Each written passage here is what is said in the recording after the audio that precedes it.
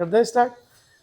चलो देखो बात कर रहे हैं हम लोग किसके बारे में, इलेक्ट्रोफिलिक सब्स्टिट्यूशन रिएक्शन के बारे में अपन लोग बात कर रहे हैं। पिछले लेक्चर में अपन ने ऑर्थोपैरा डायरेक्टिंग ग्रुप देख लिए, रिएक्टिविटी देख ली एरोमेटिक रिंग की।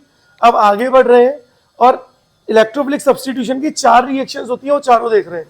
सबसे पहली रिएक्शन होती है क्लोरीनेशन, देन होती है नाइट्रेशन, देन होती है सल्फोनेशन एंड देन होती है फ्रीडल क्राफ्ट रिएक्शन। ये चारों रिएक्शन हम हर एक कंपाउंड के लिए पढ़ेंगे, यानी हर एक एरोमेटिक कंपाउंड के लिए पढ़ेंगे। और यहीं पे सारे एरोमेटिक कंपाउंड का जो पार्ट बचा हुआ है वो सारा खत्म। यानी एरोमेटिक कंपाउंड में एक तो आपने रेजोनेंस पढ़ लिया, aromatic, anti aromatic, non aromatic पढ़ लिया, ऑर्थोपैरा डायरेक्टिंग ग्रुप और मेटा डायरेक्टिंग ग्रुप पढ़ लिया। अब क्या बचा है, बस आपकी रिएक्शंस बची हैं। तो वो और देख करके पूरा एरोमेटिक खत्म। इसका मतलब आज के बाद, इस टॉपिक को खत्म होने के बाद, एरोमेटिक कंपाउंड का आज के बाद आपसे कोई भी क्वेश्चन नहीं रुकेगा। तो चलो स्टार्ट करते हैं। देखो इलेक्ट्रोफिलिक सब्स्टिट्यूशन रिएक्शन, इलेक्ट्रोफिलिक, देखो इलेक्ट्रोफिलिक सब्स्टिट्यूशन रिएक्शन। और इलेक्ट्रोफिलिक सब्स्टिट्यूशन रिएक्शन के अंदर हम लोग पढ़ेंगे 4 रिएक्शन। सबसे पहली रिएक्शन पढ़ते हैं हैलोजिनेशन। सबसे पहले क्या होगी, हैलोजिनेशन, है ना। तो सबसे पहली आ गई हैलोजिनेशन। अब क्या होता है, देखो हैलोजिनेशन समझते जाओ। हैलोजिनेशन में क्या होगा, addition of, very good, of halogen. Halogen कौन कौन हो सकते हैं, क्लोरीन, ब्रोमीन और आयोडीन। हम लोग फ्लोरीन को यूज नहीं करते हैं, है ना। सेकेंड रिएक्शन आपकी क्या आएगी, नाइट्रेशन। देखो नाइट्रेशन क्या होता है, नाइट्रेशन इसको समझो। नाइट्रेशन में हम ऐड करेंगे किसको, ऐड करेंगे एडिशन ऑफ NO2 पॉजिटिव, इसको ऐड करते हैं ना। थर्ड अपन बात करते हैं, मैं आपको डायरेक्ट इसलिए बता रहा हूं कि आप सीधे ऐड करा दोगे। वैसे आपको मैकेनिज्म वाइज भी बताऊंगा, लेकिन डायरेक्ट इसलिए बता रहा हूं ताकि आप सीधे ऐड करा पाओ। Third one is sulphonation. Sulphonation, देखो जब भी अपन सल्फोनेशन की बात करेंगे तो अपन लोग ऐड करेंगे SO3 को, यानी addition of SO3। And the last one, जहां से क्वेश्चन आता ही आता है, फ्रीडल क्राफ्ट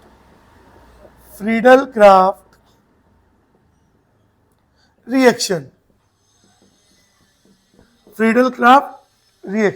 अब देखो जब भी फ्रीडल क्राफ्ट रिएक्शन की बात करेंगे तो आपको जो रिएजेंट मिलेगा, तो रिएजेंट जो होगा ना वो हमेशा होगा आपका AlCl3।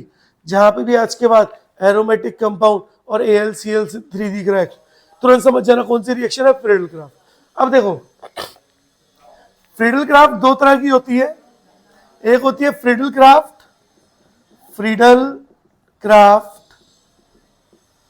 Alkylation. Friedel craft alkylation, देखो जब भी अपन बात करते हैं फ्रीडल क्राफ्ट एल्काइलेशन तो अपन लोग ऐड कराएंगे एल्काइल हैलाइड को, है ना। तो रिएक्ट कराएंगे किसके साथ, रिएक्शन विथ एल्काइल हैलाइड। याद रखना, है ना। अभी मैं बस एक ओवरव्यू दे रहा हूं आपको, सब करके देखेंगे प्रॉपर, है ना। सेकेंड इज फ्रीडल क्राफ्ट, हाँ, फ्रीडल क्राफ्ट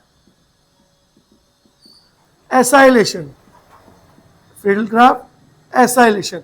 क्या मैंने एसाइल ग्रुप आपको पढ़ाया था ऑक्सीमर्कुलेशन डीमर्कुलेशन में, हाँ। तो इसमें रिएक्शन होती है, रिएक्शन विथ एसाइल हैलाइड। तो हम किससे रिएक्ट कराते हैं बेटा, एसाइल हैलाइड, जबकि यहाँ किससे रिएक्ट करा रहे थे, एल्काइल हैलाइड से। तो इलेक्ट्रोफिलिक सब्स्टिट्यूशन रिएक्शन में अपने को बस ये 4 तरह की रिएक्शन पढ़नी है। तो स्टार्ट करते हैं किससे, हैलोजिनेशन से। जरा देखो चालू है, चलो तो देखो सबसे पहले अपन किसके बारे में बात कर रहे हैं, हैलोजिनेशन। हैलोजिनेशन का मतलब एडिशन ऑफ हैलोजन। तो मैं आपको पूरे मैकेनिज्म से बताता हूं, देखो ध्यान से, फिर अपन लोग डायरेक्ट भी बनाएंगे, है ना। तो अपन फर्स्ट बात कर रहे हैं किसके बारे में, हेलोजिनेशन। देखो अपन लोग बात कर रहे हैं किसके बारे में, हेलोजिनेशन। अब कैसे होगा हेलोजिनेशन उसको देखते हैं। एक सिंपल, देखो मैंने एक सिंपल लिया बेंजीन, ठीक है, बेंजीन के पास मैं लेके आया हूं X2, X2 कोई भी हो सकता है, यानी X2 इज Cl2, Br2 या फिर I2, इन तीनों में से कोई भी हो सकता है।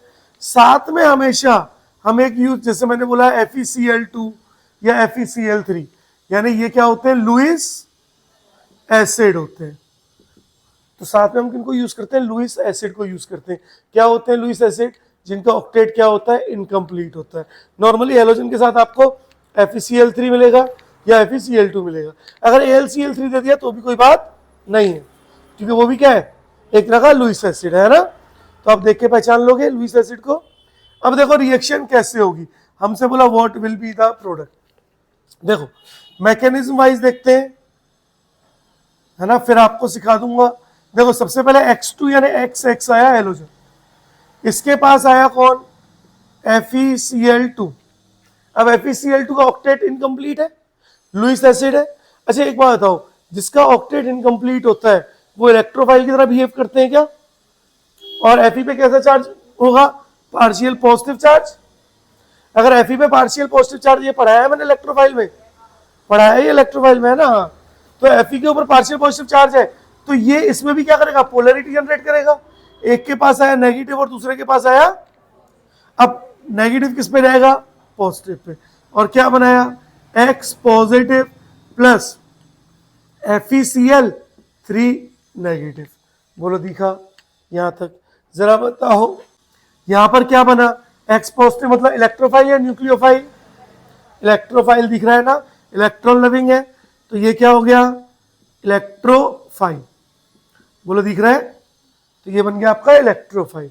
अब आपकी एरोमेटिक रिंग आई, अब वो कुछ भी हो सकती है, और उसके पास आया X पॉजिटिव। होगा क्या, बॉन्ड टूटेगा, एक जगह नेगेटिव और एक जगह पॉजिटिव, और अब पॉजिटिव किस पर अटैक करेगा, नेगेटिव पर। और देखो स्ट्रक्चर कैसा बना बच्चों, यहां पर तो पॉजिटिव ही है और यहां पे जुड़ गया कौन, X। बोलो इतना दिखा। अब एक चीज समझो, यहां पे डबल बॉन्ड है, यहां पे डबल बॉन्ड है, यहां पे 3 बॉन्ड दिख रहे, तो फोर्थ कौन होगा, हाइड्रोजन होगा। बोलो हाँ या ना। अब देखो क्या होगा, अगेन आपका AlC वो FeCl3 नेगेटिव जो था, FeCl3 नेगेटिव जो था वो अनस्टेबल था, तो वो वापस से क्या बना देगा, FeCl2 प्लस Cl नेगेटिव।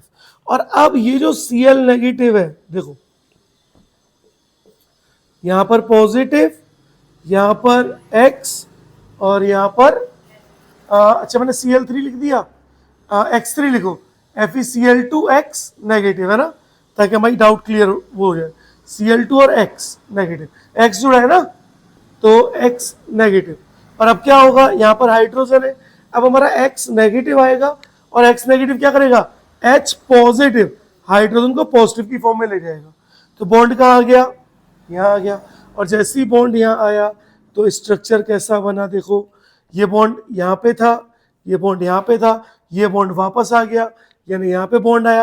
अगर बॉन्ड वापस आया तो पॉजिटिव क्या हो गया, हट गया, न्यूट्रलाइज हो गया, और अब क्या बन गया आपका, एराइल हैलाइड। बोलो दिख रहा है, पता चला कैसे हुआ, इस तरह से मैकेनिज्म होगा, करा दोगे। अगर देखो सबसे पहला ए, हेलोजिनेशन सबसे पहले हम किसके साथ करा रहे हैं, बेंजीन के साथ। क्या आपको बेंजीन दिख रहा है, बोलो हाँ या ना। चलो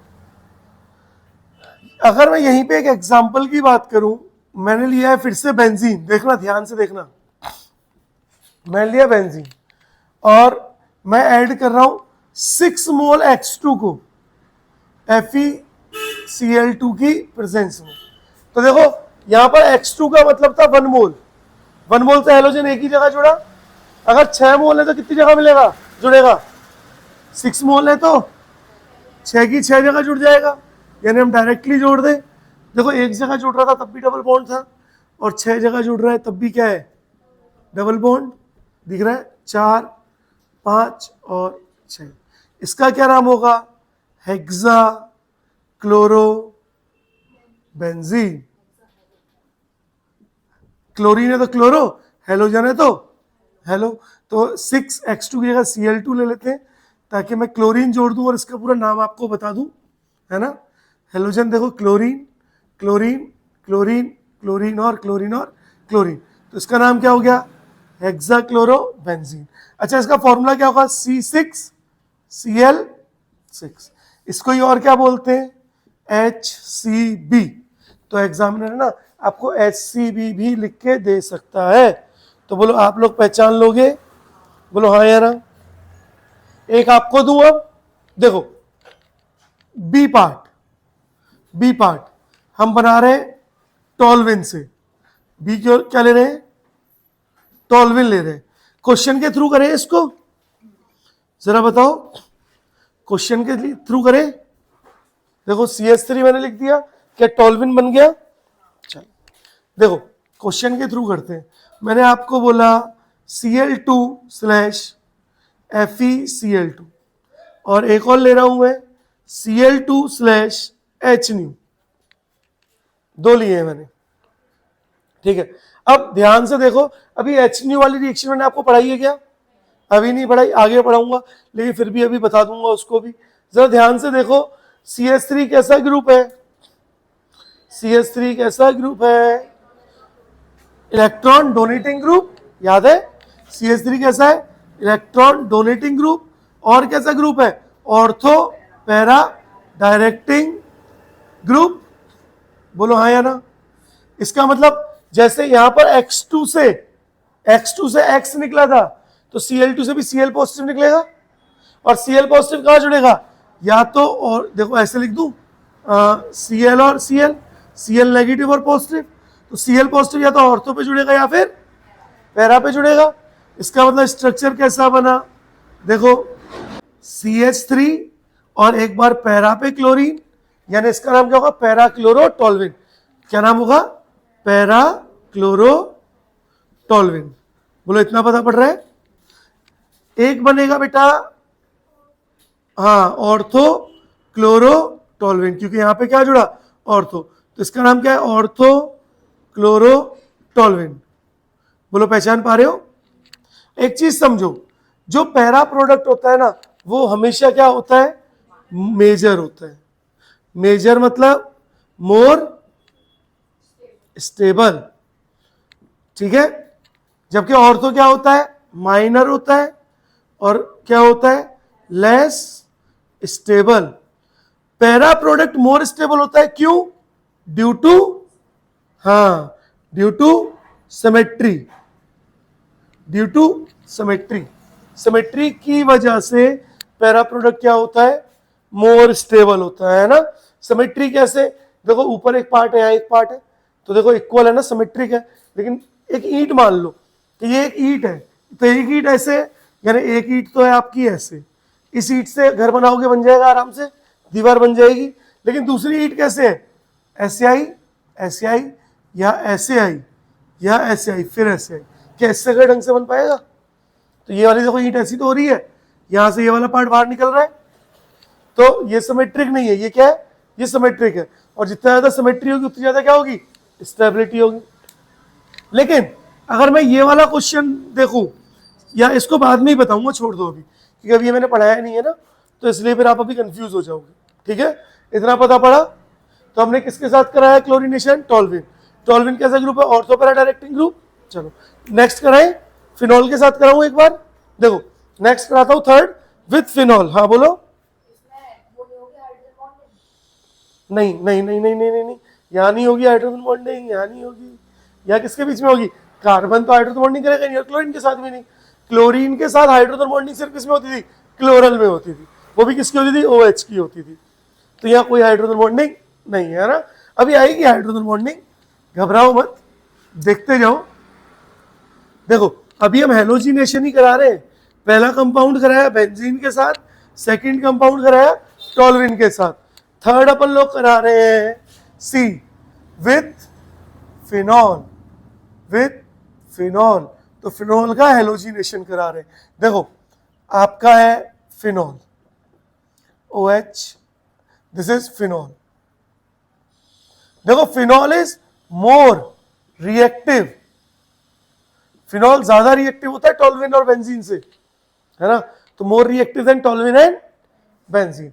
अगर मैंने इसका क्लोरीनेशन कराया यानी हेलोजिनेशन कराया, जैसे मैं ले लूं Br2, लेकिन मीडियम ले रहा हूं CCl4, ध्यान से देखना, और दूसरी जगह लिया Br2 लेकिन मीडियम लिया वाटर, एक जगह तो क्या लिया CCl4। CCl4 कैसा मीडियम होता है बच्चों, कोई बताएगा, पोलर या नॉन पोलर? तो CCl4 कैसा मीडियम है, नॉन पोलर मीडियम। और नॉन पोलर मीडियम है तो नॉन पोलर मीडियम में क्या होगा, पोल्स कम बनेंगे और रिएक्टिविटी कम हो जाएगी। तो नॉन पोलर मीडियम की वजह से फिनॉल क्या हो जाएगा, लेस रिएक्टिव हो जाएगा, और लेस रिएक्टिव होने की वजह से आपका कंपाउंड क्या बनेगा, ध्यान से देखना, फिनॉल या तो ब्रोम, अच्छा OH कैसा ग्रुप है, ऑर्थो पैरा डायरेक्टिंग ग्रुप, क्या पता है आपको ये बात? तो या तो ऑर्थो पे Br जुड़ेगा या फिर पैरा पे जुड़ेगा, तो या तो Br कहां जुड़ेगा, ऑर्थो पर या फिर पैरा पर। ये पैरा, तो इसका क्या नाम हुआ, पैरा ब्रोमोफिनॉल। क्या नाम हुआ, पैरा ब्रोमोफिनॉल। और इसका क्या हुआ, ऑर्थो ब्रोमोफिनॉल।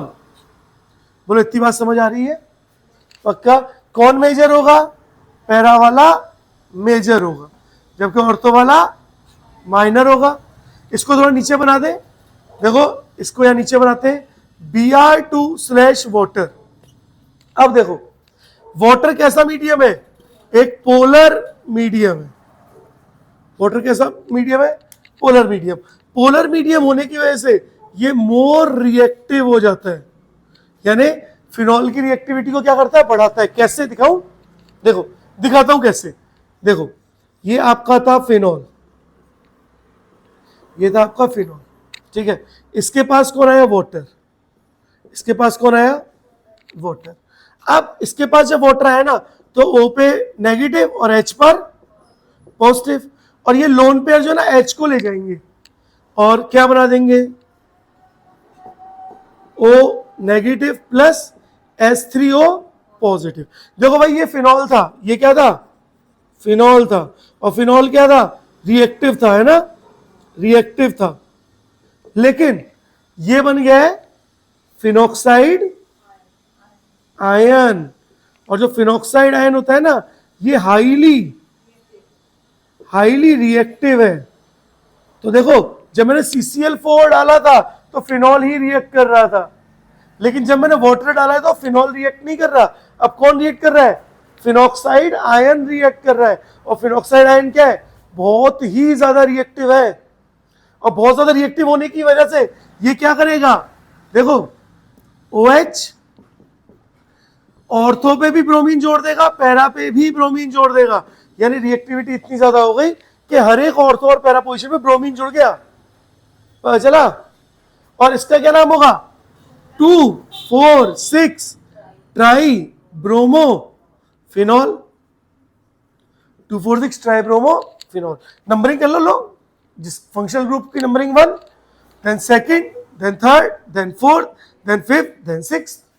तो सेकंड पे ब्रोमीन, फोर्थ पे ब्रोमीन, सिक्स पे ब्रोमीन, तो क्या बना 2, 4, 6, 3 ब्रोमीन है तो ट्राई ब्रोमो फिनॉल। क्या इतनी बात समझ आई? इसका मतलब अगर फिनॉल के साथ पोलर मीडियम यूज कर दिया तो फिनॉल फिनॉल नहीं रहा, अब वो बन गया फिनॉक्साइड आयन, और उसकी रिएक्टिविटी क्या हुई, बहुत ज्यादा बढ़ गई। और रिएक्टिविटी बढ़ने की वजह से, बनाना तो ये चाहते थे लेकिन बन क्या गया, ये बन गया। तो अगर आपसे ऑर्थो या पैरा पूछा है तो आप नॉन पोलर मीडियम यूज करोगे, लेकिन अगर आपसे 2, 4, 6 पूछा तो आप कैसा मीडियम यूज करोगे, पोलर मीडियम यूज करोगे। बोलो क्लियर है, बोलो कर पाओगे, अरे बोलो।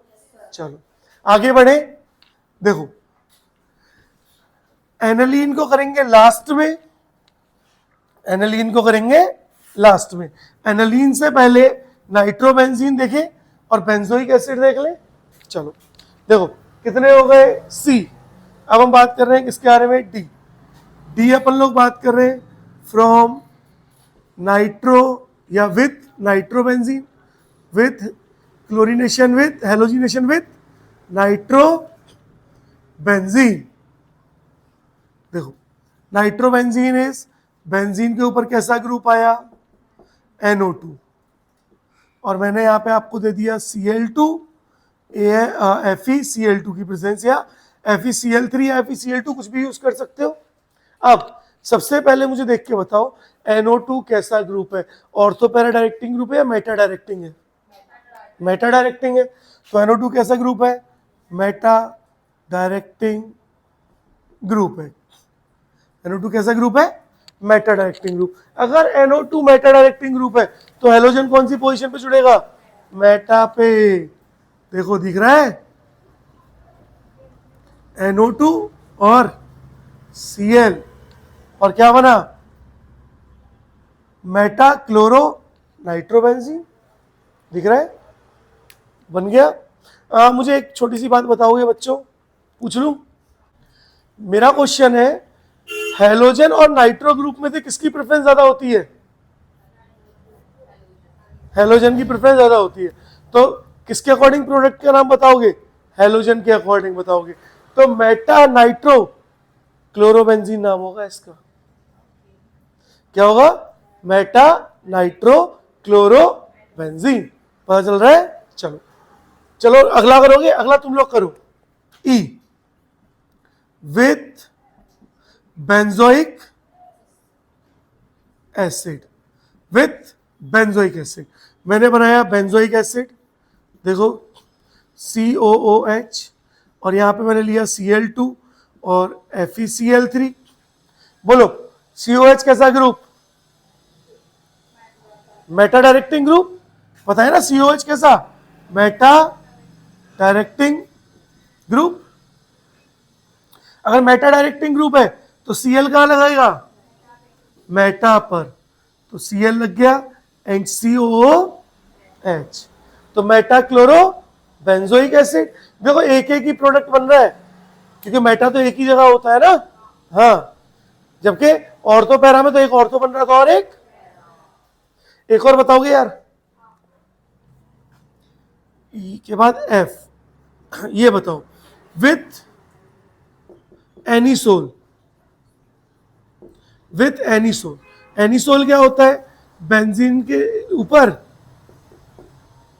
OCH3, और मैंने आपको दे दिया Cl2 in presence of FeCl3। जरा बताओ, पहले बताओ ये ग्रुप कैसा है, ऑर्थो पैरा डायरेक्टिंग या मेटा डायरेक्टिंग है, पहले ये पहचानो कैसा ग्रुप है। देखो ऑक्सीजन है, ऑक्सीजन के पास लोन पेयर है, और जिसके पास लोन पेयर होते हैं वो कैसा ग्रुप होता है, ऑर्थो पैरा डायरेक्टिंग ग्रुप, है ना। ललित देखते रहना कैसा ग्रुप है, ऑर्थो पैरा डायरेक्टिंग ग्रुप। तो कहां कहां लगेगा क्लोरीन, पैरा और, तो OCH3 और Cl, और ऑर्थो पे OCH3 और Cl, तो ऑर्थो पैरा दोनों बन गए। दिख रहा है, आसान है, कर पाओगे पक्का। कितने हो गए, F, है ना, यानी 6 हो गए। लास्ट रह गया एनालीन, जो बहुत इंपॉर्टेंट है ना। तो लास्ट आओ, लास्ट अपन बात कर रहे हैं किसके बारे में, एनालीन के बारे में। देखो लास्ट है अपना F के बाद G, G इज एनालीन। यार किसी के दिमाग में ये नहीं आ रहा कि जैसे सर फिनॉल की रिएक्शन हुई थी, OH था, फिनॉक्साइड आयन आया, रिएक्टिव है, यहां पे भी ऐसा कुछ होगा क्या, नहीं होगा क्योंकि CH3 ग्रुप जुड़ा है ना। तो OCH3 is less reactive than phenol, याद है, anisole is less reactive than phenol, कल के लेक्चर में ही बताया था, याद है। या लिख दूं, anisole is less reactive than phenol. अगर ये पूछा जाए तो आज के बाद याद रखना, है ना, ये आया हुआ है नीट और जेई दोनों में, तो दिमाग में होना चाहिए यार। नाउ ई के एफ के बाद आए हम जी पर। देखो विथ एनालीन, एनालीन, अब इन कंपाउंड्स के बच्चों अपने को नाम याद रहने चाहिए। देखो अगर बेंजीन से NH2 ग्रुप जुड़ा है तो उसको हम क्या बोलते हैं, एनालीन बोलते हैं। बोलो पता चल रहा है। अब एनालीन से मैंने क्या किया, क्लोरीनेशन करा दूं Cl2 और रिएजेंट FeCl2 या FeCl3। एनालीन क्या होता है, हाईली रिएक्टिव। एनालीन क्या होता है, हाईली रिएक्टिव। अब आप मीडियम पोलर यूज करो, नॉन पोलर यूज करो, मैं तो कह रहा हूं भाड़ में गया FeCl2, आप लुईस एसिड भी मत यूज करो, तब भी रिएक्शन हो जाएगी। इतना रिएक्टिव है, मीडियम पोलर हो, मीडियम नॉन पोलर हो, या फिर लुईस एसिड ना भी हो, तब भी ये रिएक्ट कराएगा और क्या बना देगा। देखो NH2 Cl, Cl और Cl, यानी 2,4,6 try chloro aniline, 2,4,6 try chloro aniline. तो इतना रिएक्टिव है, अब भी एनालीन बना, मतलब रिएक्ट करेगा ही करेगा। क्लियर है। लेकिन अपने को तो ऑर्थोपैरा चाहिए, अपने को तो ऑर्थोपैरा चाहिए। अब ऑर्थोपैरा के लिए अपन लोग क्या कराएंगे जरा बताओ, ऑर्थोपैरा के लिए क्या करूं मैं, बोलो हाँ या हाँ, बोलो बच्चों। जब भी आपको ऑर्थोपैरा चाहिए तो अब आपको कराना पड़ेगा एसिटाइलेशन। एसिटाइलेशन कराने से क्या होगा, रिएक्टिविटी कम होगी। दिखाऊं कैसे, देखो अगर यहीं पर for ortho and para chloro aniline we use acetylation, और इसी को क्या बोलते हैं, शील्डिंग बोलते हैं। क्या कराएंगे, शील्डिंग कराएंगे, है ना। कैसे कराएंगे, देखो आपका आया एनालीन, आपका आया एनालीन, इसकी रिएक्शन कराई CH3 एनहाइड्राइड से, किसी से भी करा सकते हैं, किसी भी पार्ट से करा सकते हैं ना।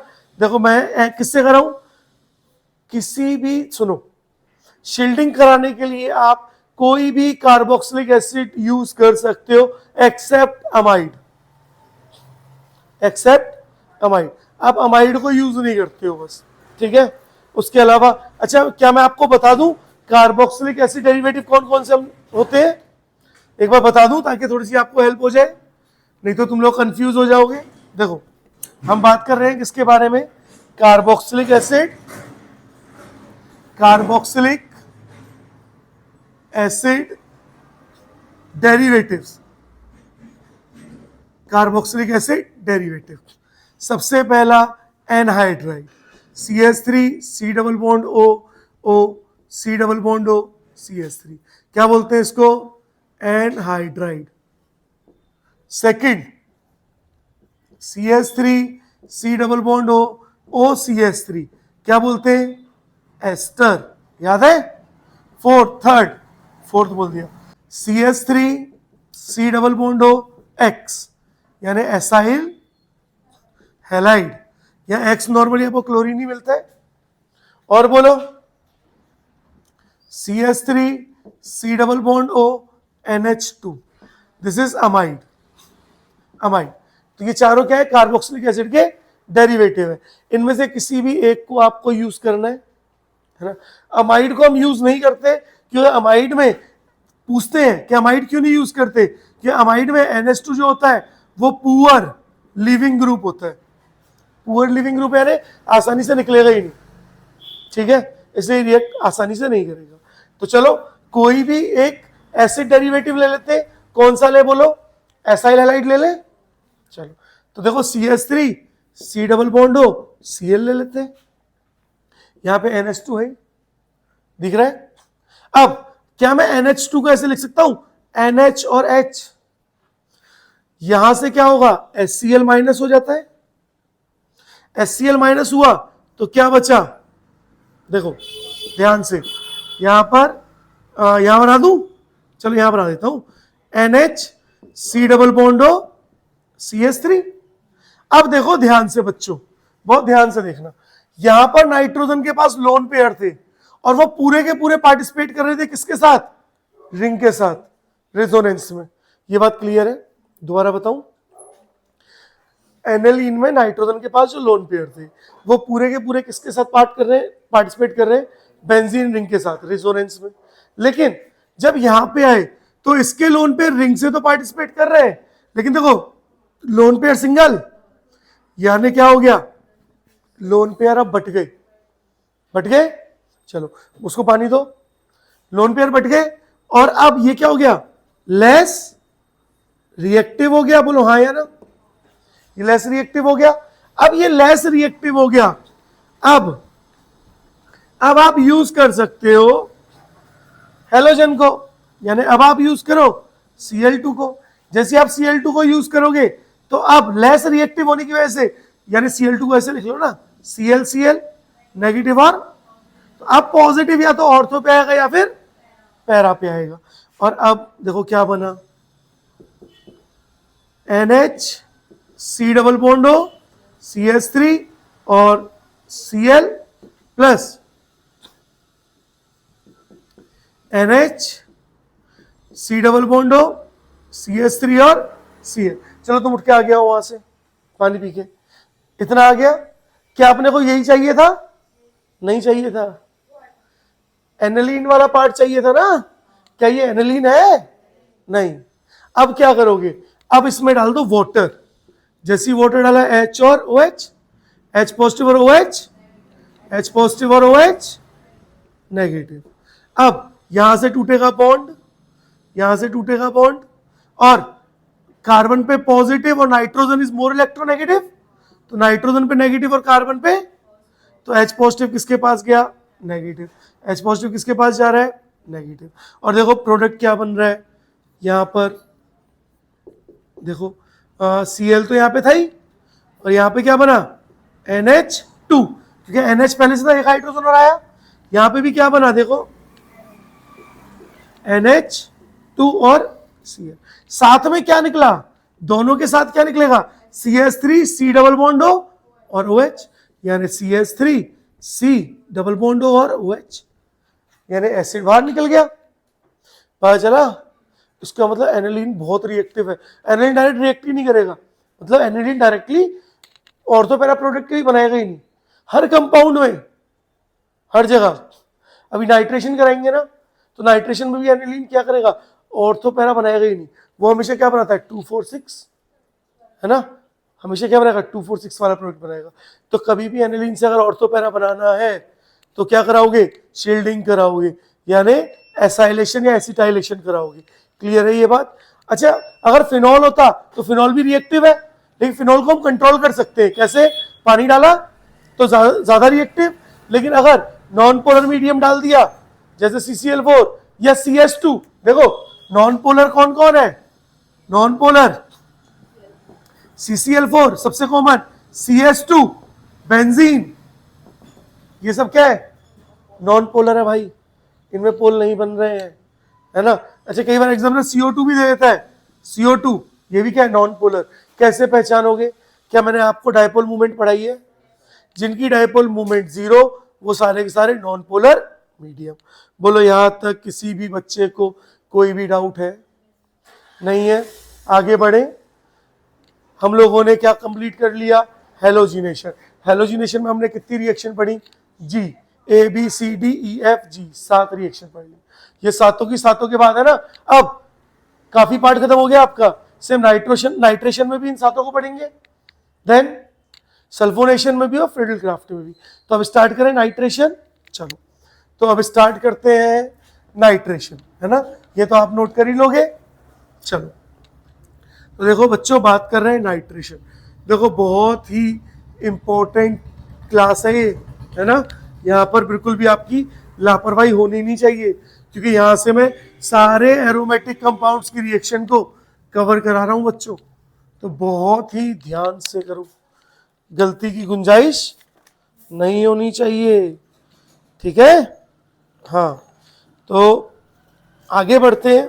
देखो सेकंड हम बात कर रहे हैं किसके बारे में, second is nitration. Second is nitration.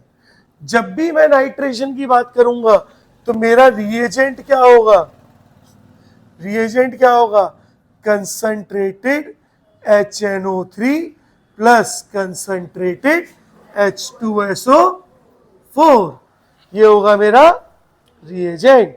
बोलो पता चला है ना। अच्छा देखो, इसको ही हम लोग क्या बोलते हैं, इसी को हम लोग बोलते हैं नाइट्रेटिंग मिक्सचर। इसी को हम लोग क्या बोलते हैं, नाइट्रेटिंग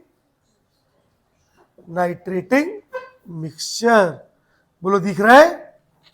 लेकिन कई बार एग्जामिनर हमें इसकी जगह ऐसे भी लिख के दे सकता है, कंसंट्रेटेड HNO3 प्लस NO2, ये भी लिख के दे सकता है। तो ये भी नाइट्रेटिंग मिक्सचर है। लेकिन याद रखना है, ये जो है ये मोर एफिशिएंट होता है। मोर एफिशिएंट का मतलब नाइट्रेशन कराने के लिए इन दोनों में से अगर इसको यूज किया तो ये ज्यादा नाइट्रेशन कराएगा, यानी ज्यादा जल्दी कराएगा, यानी ज्यादा रिएक्टिव है, जबकि ये क्या है, लेस है। पता चला। अब देखो कैसे होता है, एक एग्जांपल के थ्रू लेते हैं। देखो फिर से ए ले लिया, बेंजीन। देखो बेंजीन से मैकेनिज्म बता देता हूं मैं आपको, बाकी फिर ऑर्थो पैरा डायरेक्टिंग और मेटा डायरेक्टिंग ग्रुप अपन पहचानते ही हैं।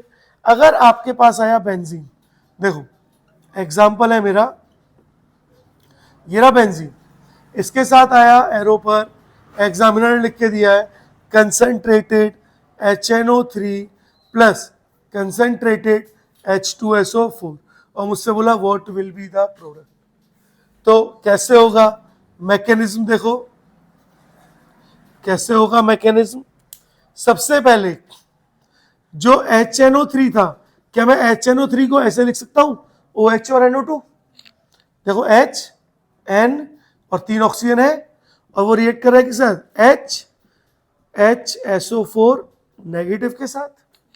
अब होता क्या है, OH के पास लोन पेयर है, वो क्या करेगा, H पॉजिटिव को अपने पास बुला लेगा। जैसे ही H पॉजिटिव को अपने पास बुलाया तो क्या बना, OH NO2, और ऑक्सीजन ने लोन पेयर दिया है तो उसके ऊपर, और HSO4 नेगेटिव। इतना दिखा। एक चीज देखो, जो लोन पेयर देता है वो क्या होता है, लुईस बेस, लेकिन जो H पॉजिटिव देता है वो क्या होता है, लुईस एसिड। बोलो यहां तक किसी को कोई डाउट। या आप ऐसे भी बोल सकते हो ना, जो H पॉजिटिव को एक्सेप्ट करेगा वो होगा ब्रोंस्टेड बेस, और जो प्रोटॉन देता है वो क्या होता है, ब्रोंस्टेड एसिड। बोलो अगर लुईस एसिड बेस नहीं पहचान पा रहे तो ब्रोंस्टेड एसिड और ब्रोंस्टेड बेस याद रखोगे। अब ये आपको याद रहने चाहिए। तो देखो आगे क्या हुआ, अभी खत्म नहीं हुआ, आगे क्या होगा, ऑक्सीजन क्या बोलेगा, भाई मुझ में पॉजिटिव आ गया, हाइड्रोजन को हटा नहीं सकता हूं क्योंकि अभी अभी जोड़ा है, जिसको अभी भी जोड़ा है तो फिर जोड़ने का फायदा क्या हुआ अगर हटा दिया, तो ये अपना बॉन्ड ले लेगा वापस NO2 से, और क्या बन गया, NO2 positive plus water. NO2 positive का मतलब नाइट्रोनियम आयन। बोलो बताओ, इलेक्ट्रोफाइल है न्यूक्लियोफाइल, हाँ इलेक्ट्रोफाइल, तो कौन आया, इलेक्ट्रोफाइल। पता चला। अब काम आसान हो गया। कैसे, अब देखो आगे की स्टेप, आपके पास बेंजीन थी, बेंजीन के पास आया NO2 पॉजिटिव, बॉन्ड टूटेगा यहां नेगेटिव और यहां, और पॉजिटिव किस पे अटैक करेगा, नेगेटिव पर। और देखो स्ट्रक्चर कैसा बना, यहां बॉन्ड यहां पर NO2, और यहां पे क्या चार्ज आया, पॉजिटिव, जिसका कोई नहीं है उसका हाइड्रोजन है। दिख रहा है। अब हाइड्रोजन को कौन लेके जाएगा, HSO4 नेगेटिव, ये भी तो यहां जिंदा है, तो अब कौन आया, HSO4 नेगेटिव, हाइड्रोजन को वापस ले गया, बना दिया H2SO4, बॉन्ड आ गया यहां पर, और देखो स्ट्रक्चर क्या हुआ, यहां पर बॉन्ड और यहां पे NO2, यानी क्या बना, नाइट्रो बेंजीन। बोलो पता चला मैकेनिज्म कैसे हो रहा है। मैकेनिज्म क्यों बता रहा हूं, ये पूछा जाएगा। कंसंट्रेटेड HNO3 और कंसंट्रेटेड H2SO4 में कौन जो है ब्रोस्टेंट बेस है। अब तुम क्या सोचोगे, अरे भैया दोनों ही एसिड है। HNO3 एसिड होता है ना, नाइट्रिक एसिड, और H2SO4 भी एसिड है, सल्फ्यूरिक एसिड। अब तुम कंफ्यूज हो जाओगे, सर दोनों ही एसिड है यार, अब कैसे पता है बेस कौन है। तो बेस की तरह कौन बिहेव कर रहा है, प्रोस्टेट बेस की तरह HNO3 बिहेव कर रहा है। इसलिए ये चीजें बताता हूं मैं आपको, है ना। चलो अगला आप करोगे। देखो ए हो गया, बी है विथ टॉलविन, बी है विथ टॉलविन। तो देखो टॉलविन बना रहा हूं। देखो क्या आपको पता है ना, ये टॉलविन है, अभी बताया। और इसके साथ मुझे एग्जामिनर ने दे दिया concentrated HNO3 plus concentrated H2SO4। बोलो NO2 कहां जुड़ेगा, ऑर्थो, पैरा या मेटा, कहां पे जुड़ेगा। NO2 कहां जुड़ेगा, ऑर्थो पैरा पे जुड़ेगा या मेटा पे जुड़ेगा, ऑर्थो पैरा। अच्छा लेकिन NO2 तो मेटा डायरेक्टिंग है, लेकिन हम तो किसको देखते हैं, जो रिंग से जुड़ा हुआ है ना। तो CH3 ऑर्थो पैरा डायरेक्टिंग है भैया। तो CH3 कैसा है, ऑर्थो पैरा डायरेक्टिंग ग्रुप है। तो CH3 ortho para directing group है, यानी एक जगह तो पैरा पे NO2 आया और एक जगह ऑर्थो पे NO2 आया। CH3 और NO2, पैरा नाइट्रोटोलविन और ऑर्थो नाइट्रोटोलविन। बोले यहां तक पता पड़ा। अब कर रहा है फिनॉल के साथ, अब कर रहा है फिनॉल के साथ। पहले यहां तक देखो, यहां तक सबको समझ आ गया। चलो अब कराते हैं फिनॉल, इसको मिटा दूं, हाँ ये वाला पार्ट मिटा देते हैं। देखो अब करा रहे हैं फिनॉल के साथ। अब पता पड़ गया भैया फिनॉल तो क्या है, मोर रिएक्टिव है देन बेंजीन एंड टॉलविन। बोलो हाँ या ना। तो चलो सी बात कर रहे हैं हम लोग विथ फिनॉल। तो सी हम किसकी बात कर रहे हैं, विथ फिनॉल। देखो अगर आपके पास फिनॉल है,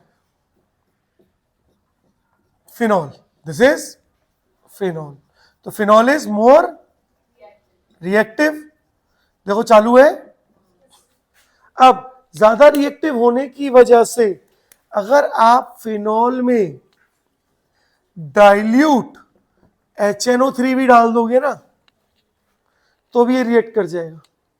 और डाइल्यूट HNO3 डालने की वजह से क्या बना, अब ये याद रखनी है चीजें, OH और NO2 और OH और NO2, यानी पैरा नाइट्रो फिनॉल। और दूसरा क्या बना, ऑर्थो नाइट्रो फिनॉल। बोलो पता पड़ा, हाँ या ना। बोलो कौन major, ortho nitrophenol is major and para nitrophenol is minor. लेकिन सर पैरा तो मेजर होता था आज तक, आज तो सर पैरा क्या होता था, मेजर। अब ऑर्थो मेजर क्यों हो गया, क्योंकि ऑक्सीजन के हाइड्रोजन और नाइट्रोजन में इंट्रा मॉलिक्यूलर हाइड्रोजन बॉन्डिंग हो गई है। कैसी बॉन्डिंग हो गई, इंट्रा मॉलिक्यूलर हाइड्रोजन बॉन्डिंग। और अगर इंट्रा मतलब मॉलिक्यूल के अंदर, क्या मैंने आपको हाइड्रोजन बॉन्डिंग पढ़ाई है केमिकल बॉन्डिंग में, वहां पे भी ये क्वेश्चन कराया था, है ना। वहां पे मेल्टिंग पॉइंट बॉइलिंग पॉइंट के बारे में बताया था, बॉइलिंग पॉइंट के बारे में याद है, हाँ। तो मेजर कौन होगा, ortho nitrophenol, due to intramolecular hydrogen bonding. यार क्या इन दोनों के बीच में हाइड्रोजन बॉन्डिंग नहीं होगी, नहीं होगी, क्यों, क्योंकि बहुत दूर है, डिस्टेंस ज्यादा है, ठीक है। बोलो यहां तक क्लियर है, चलो शाबाश। मुझे यही बताना था कि यहाँ पे मेजर वो होता है, और क्यों होता है, इंट्रामोलिकुलर हाइड्रोजन बॉन्डिंग। अब बॉइलिंग पॉइंट वाला जो पार्ट था या वेपराइजेशन वाला पार्ट था ना, वेपर बन रही थी, वो वाला पार्ट केमिकल बॉन्डिंग में मैंने कराया है, तो उसको एक बार रिवाइज जरूर करना, ठीक है। केमिकल बॉन्डिंग में कराया वो वाला पार्ट मैंने, हाइड्रोजन बॉन्डिंग वाले में। चलो देखो सेकंड, अगर मैं यहीं पे बात करूं कि अगर मुझे दे दिया concentrated HNO3 plus concentrated H2SO4। अब क्या होगा? अब भैया वैसे ही मोर रिएक्टिव था, जब डाइल्यूट से ऑर्थो पैरा बनाया तो पूरे से तो क्या बना देगा? 2,4,6 ट्राइनाइट्रोफिनॉल। 2,4,6 हाँ 2,4,6 ट्राइनाइट्रोफिनॉल। और जैसे 2,4,6 ट्राइनाइट्रोफिनॉल बनाया है बच्चों, इसी को हम लोग बोलते हैं हाँ पिक्रिक एसिड। ये क्या होता है? Picric acid. याद रखना आज के बाद। लो कितनी हो गई? 3। चलो बाकियों की बारी।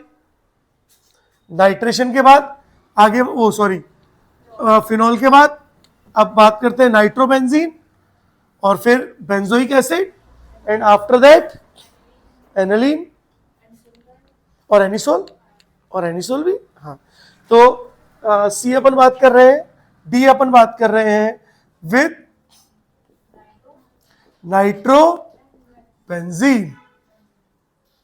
नाइट्रोबेंजीन। देखो नाइट्रोबेंजीन क्या होता है? बेंजीन के ऊपर NO2 ग्रुप जुड़ा है और आपको दिया हुआ है concentrated HNO3 plus concentrated H2SO4 E। Benzoic acid भी ले लेते हैं, है ना, सारे एक साथ निपटाते हैं। Concentrated HNO3 plus concentrated H2SO4 और F एनिसोल, है ना, एनिसोल OCH3। अब नाम नहीं लिख रहा यार, पहचान जाना, है ना। एनिसोल और एनिसोल के साथ भी concentrated HNO3 plus concentrated H2SO4। अब देखो सबसे पहले नाइट्रेशन NO2 कैसा ग्रुप है? मेटा डायरेक्टिंग ग्रुप है। अगर NO2 मेटा डायरेक्टिंग ग्रुप है तो दूसरा NO2 भी कहां जुड़ेगा? मेटा। तो NO2 और NO2 जुड़ा। COH भी कैसा ग्रुप है? मेटा डायरेक्टिंग ग्रुप है, यानी NO2 कहां पे जुड़ेगा? यहां पे भी मेटा, COH और NO2। एनिसोल कैसा ग्रुप है? ऑर्थोपैरा डायरेक्टिंग ग्रुप, है ना। और अगर ऑर्थो विड्रॉइंग नहीं होता, ऑर्थोपैरा डोनेटिंग होता है, OCH3 और एक बार NO2 लगा पैरा पे और सेकंड वन OCH3 और NO2 लगा ऑर्थो पर। बोलो दिख रहा है? Last aniline. लास्ट कौन आया? एनिलीन। चलो एनिलीन के साथ कराते हैं जरा ध्यान से। एनिलीन के साथ चलो हम लोग बात कर रहे हैं जी। भैया ये भी बहुत इंपोर्टेंट, देखो एनिलीन की तो हर एक रिएक्शन ही इंपॉर्टेंट है भाई। फिनॉल और एनिलीन की तो हर एक रिएक्शन ही इंपॉर्टेंट है, तो ये तो आपको आना ही चाहिए। देखो हम बना रहे हैं जी। जब भी आप लोग एनालीन इज NH2, जब भी आप इसको रिएक्ट कराओगे concentrated HNO3 plus concentrated H2SO4 के साथ, तो अब की बार आपको 3 प्रोडक्ट मिलेंगे। NH2 NO2 NH2 NO2 and the third one मिटा देता हूं उसको, है ना, इसको थोड़ा सा मिटा देते हैं।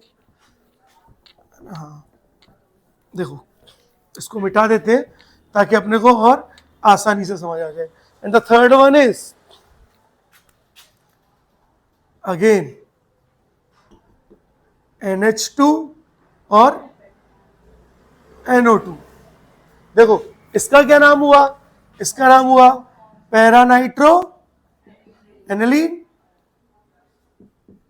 इसका मेटानाइट्रो एनिलीन, और ये वाला ऑर्थोनाइट्रो एनिलीन। बोलो पता चल रहा है? अब इस बात को समझो, पैरानाइट्रो एनिलीन जो है ना, इस रिएक्शन में बनता है 51%, ऑर्थोनाइट्रो बनता है सिर्फ और सिर्फ 2%। और मेटा बनता है 47%। यार अब एक कंफ्यूजन हो गई, सर NH2 तो ऑर्थो पैरा डायरेक्टिंग ग्रुप है, तो ऑर्थो और पैरा ज्यादा बनने चाहिए, लेकिन सर बन तो मेटा ज्यादा रहा है ऑर्थो से, पैरा ज्यादा बन रहा है नो डाउट, लेकिन मेटा ज्यादा क्यों बन रहा है इतना? तो देखो क्यों बन रहा है ना। मेरा क्वेश्चन है why meta product is more than ortho product. Meta product ortho product से ज्यादा क्यों बन रहा है?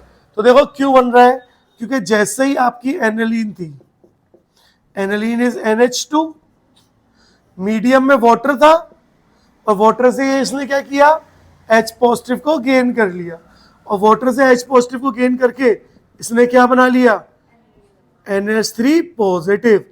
क्या बनाया, एनालिनियम, एनालिनियम आयन। और अब एनालिनियम आयन कैसा ग्रुप है, हाँ मेटा डायरेक्टिंग ग्रुप है। तो आपसे क्वेश्चन क्या आता है कि जो 47% मेटा डायरेक्टिंग ग्रुप बन रहा है वो बन रहा है ड्यू टू, और आ जाएगा एनालिनियम आयन, एनालिन ऐसे आ जाएगा। और अब एनालिनियम आयन कैसा ग्रुप है, मेटा डायरेक्टिंग ग्रुप, और मेटा डायरेक्टिंग ग्रुप होने की वजह से अब जैसे ही आपका NO2 पॉजिटिव आएगा तो वो कहाँ अटैक करेगा, मेटा पे, और स्ट्रक्चर क्या बना देखो, NH3 पॉजिटिव और यहाँ पे NO2। क्या अपने को यही चाहिए था, अपने को ये चाहिए था, लेकिन ये है। तो अब क्या होगा, जो हाइड्रोजन लिया है वो माइनस हो जाएगा H पॉजिटिव, और क्या बनेगा स्ट्रक्चर, NH2 और NO2, मेटा प्रोडक्ट है ना। अच्छा यहां तक किसी को कोई डाउट है? पता पड़ा कि मेटा प्रोडक्ट क्यों बन रहा है ज्यादा, क्योंकि एनिलीन जो है वो कन्वर्ट हो जाता है एनिलीनियम आयन में, जो कैसा ग्रुप है, मेटा डायरेक्टिंग ग्रुप। बोलो है आसान, कर पाओगे? अरे बोलो, बहुत अच्छे। अच्छा अब देखो सवाल क्या आता है सर, क्वेश्चन क्या आ रहा है, फिर से क्वेश्चन ये आ रहा है, सर मुझे तो पैरानाइट्रो चाहिए या ऑर्थोनाइट्रो चाहिए, मुझे तो मेटा चाहिए ही नहीं था। अब मैं ऑर्थो पैरा अगर मुझे बनाने, तो ऑर्थो पैरा कैसे बनाऊं, एसिटाइलेशन कराओ दोबारा से। तो for ortho and para product, for ortho and para, देखो चालू है, para product we use acetylation. Ortho और पैरा प्रोडक्ट के लिए हम क्या लेंगे, यूज करेंगे, एसिटाइलेशन करेंगे, है ना। एसिटाइलेशन में फिर से क्या होगा, जो आपका एनालीन था, देखो जो आपका एनालीन था NH2, उसके पास फिर से कौन आया, CH3 C double बॉन्डो Cl, Cl बाहर निकल गया हाइड्रोजन के साथ, और ये वाला पार्ट जो है पॉजिटिव नेगेटिव, और ये वाला पार्ट नाइट्रोजन पे जुड़ गया। अभी बताया था ना कुछ देर पहले मैकेनिज्म, हाँ तो बार बार नहीं बताऊंगा। देखो क्या बचा, NH C डबल बॉन्डो और CH3, देखो क्या एसिटाइलेशन हो गया। अब आप लोग यूज करो NO2 पॉजिटिव, क्योंकि कौन आ रहा है, NO2 पॉजिटिव ही तो आ रहा है, concentrated HNO3 plus concentrated H2SO4 से। अब NO2 या तो आएगा ऑर्थो पे या आएगा पैरा। क्या NO2 ऑर्थो पे आसानी से आ पाएगा, नहीं आ पाएगा। क्यों, क्योंकि देखो यहाँ पे ये बल्कि ग्रुप है, स्टेरिक हिंड्रेंस लग गई, ये इसको रिपेल कर रहा है, तो इतना आसानी से NO2 को जुड़ने नहीं दे रहा। जुड़ेगा लेकिन बहुत कम जुड़ेगा, ज्यादा कहाँ जुड़ेगा, पैरा पे, यानी NH C डबल बॉन्डो CH3 और NO2, ओ सॉरी हाँ NO2 प्लस यहां पर NH C डबल बॉन्डो CH3 और NO2। और अब क्या करोगे, आप वाटर डाल दो। जैसे आप इनमें वाटर डालोगे